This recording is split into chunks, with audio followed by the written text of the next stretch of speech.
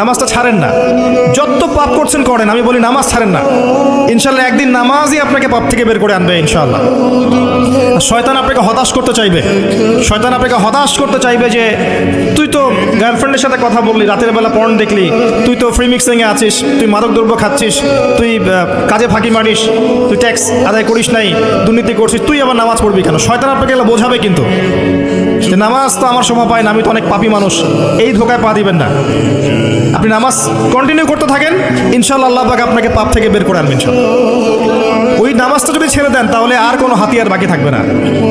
আর আপনি যত পাপ করেন না কেন মায়ুস হবেন না, মন ছোট করবেন না। আপনার একটা সেজদা, যে সেজদা আপনি চোখের পানি ঢেলে দিয়েছেন আল্লাহর কাছে, আল্লাহ আমার ভুলগুলো তুমি মাফ করে দাও, আমার তওবা তুমি কবুল করো, ইনশাআল্লাহ দেখবেন ওই একটা সেজদা যদি কবুল হয়ে যায় আল্লাহ পাক আপনার সব গুনাহ মাফ করে দিবেন ইনশাআল্লাহ।